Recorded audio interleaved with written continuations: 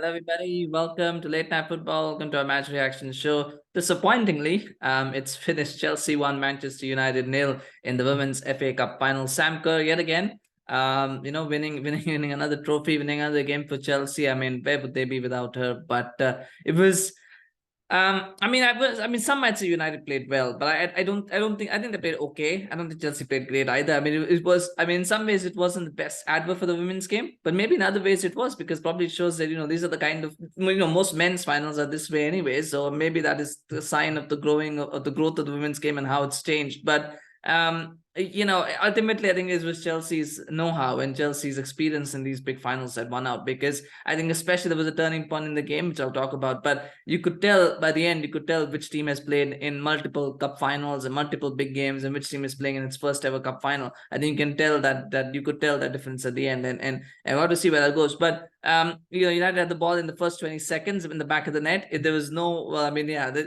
it's a beautiful move that to start off with, and then Leah got in the ball in the back of the net. It was correctly called offside. It was offside, but I think beyond that, United had won the midfield battle.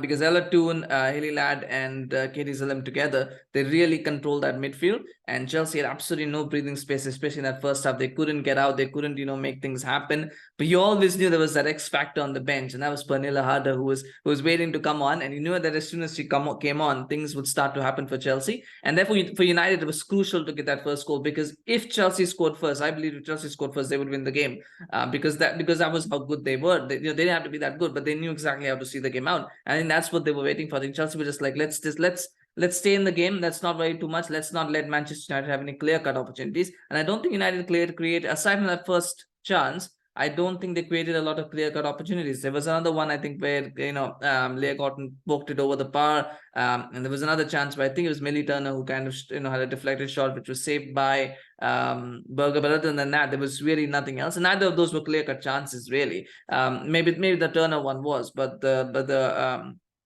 Golden one wasn't very that clear cut. But it was all about Chelsea. And then they brought in Pernilla Harder, and things started to happen. And that's where the game turned, because then Mark Skinner made an absolute critical error. I think he panicked, and he kind of thought, okay, right, now Chelsea getting a foothold, so what do I do? And he brought on Rachel Williams, because, I mean, she's obviously experienced. She's got that, again, that understanding. She's playing a couple of big games for England as well. So he brings her on. He takes off Nikita Paris. I think that's where the game turned, because Nikita Paris had the beating of Nim Charles, I believe, on her side. She had a beating of Nim Charles throughout that game. And as soon as she came off, because of her pace, and you put Ella Toon there, so you lose Ella Toon in midfield. So you've now got, you've lost that midfield battle a little bit. You bring on Rachel Williams, who I don't think ever really got to grips with the game. So, again, you lost Ella Toon, and the replacement wasn't that good. So you got a double whammy, and you lost Nikita Paris on the right as well, which allowed Nim Charles to kind of move forward a little bit as well, allowed Chelsea to press a little bit higher up as well. So I thought that was a panic decision that Mark's gonna make, and that's where the game turned. Because soon after that, Pernilla Harder came a little bit earlier, but soon after that, the goal came as well. Because again, it just changed the game. I don't think Rachel Williams should have come that early, and I don't think Rachel Williams really added into the game. I think if it really wanted to make a change, you probably bring on Lucia Garcia. Probably would have been a better option to bring on if it really wanted to make a change. I don't think they needed to make a change at that point. They probably should have seen out in the 5-10 minutes, see how things go with Harder in the side, with because sometimes you got to back your own players, because they've done well enough against that first 11. Yes, Harder coming on is changing the game. They're getting more chances. Chelsea getting the game, but you don't want to do something as a panic, because it clearly gives an indication that this team are feeling the heat, and when if Chelsea sense weakness, they're going to take advantage of that, and it did. It was a fantastic goal, by the way, good build up. The pass from Reiten was excellent. That's the game. That is the pass right there, Reiten. After that, whatever happens after that is just what good players do. But that pass is the key one, because it completely breaks Manchester United open. And from that point on, it's all about playing catch up. And you hope that you hope that maybe Harder will overhit a pass. You're hoping that maybe Kerr will miss from that sort of range. You're hoping somewhere something happens. But once that pass is done, it's out of Manchester United. It was completely broken them up, and that pass was beautiful. And then it's a nice pass from Harder. It was a good cross, and Kerr, all she's got to do is just get in there and score. I'm not sure if Kerr was man of the match, though. I mean, I'm just going to say, maybe because, again, it's the whole thing that somebody scored a goal, so you get that man of the match. Or player of the match, rather. I shouldn't say man of the match. Sorry, player of the match. My mistake. Player of the match. I don't think she was player of the match, because I think there were other players who probably had more impact on the game than she did. But again, it was a very cagey game, so you kind of probably want to give it to the goal scorer because they've had that moment of impact. But I mean, I don't think she was the best player in the game. But I don't. Maybe she was. Maybe I'm also thinking about it. I'm struggling to think of who else probably played better than her. Like I said, it wasn't a great quality game. It wasn't a high quality game by any sort of imagination. But that's how cup finals usually are. So I'm not saying that. I'm not saying that in reference to this. I'm not trying to be condescending. I think this. The fact is that cup finals usually aren't great games because there's so many nerves, there's so much pressure, and sometimes it doesn't bring the best out of players.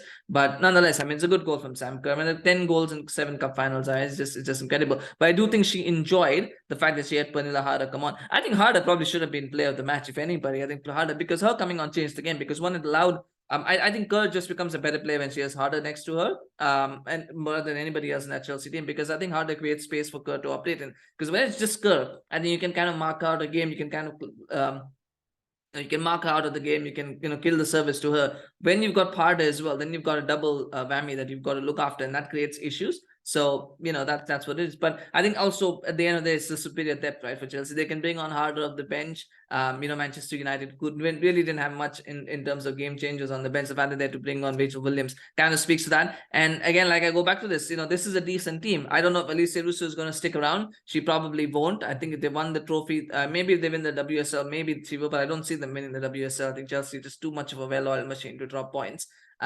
So I don't see them winning. So will Alicia Russo want to say? She's one of my favorite players. I would love for her to stay at Manchester United, but I don't think she will.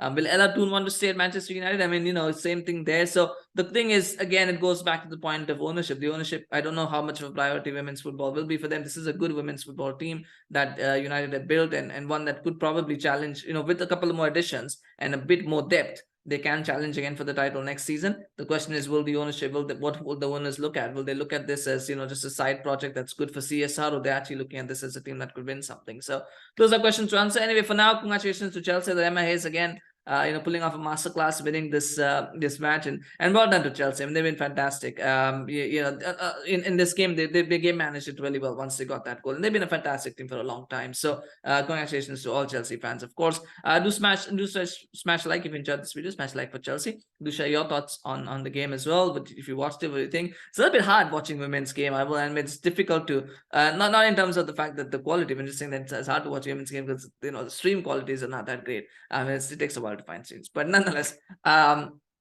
it's still fun to watch it though. It's fun. It's fun to watch these kind of games, and I like that. So anyway, do subscribe to our channel on YouTube, follow us on Facebook, Twitter, Instagram for more content. Of course, we've got a couple more games to talk about, some more new stuff as well coming out. So we'll talk about that. Thank you so much for watching. We'll see you again soon. Bye bye.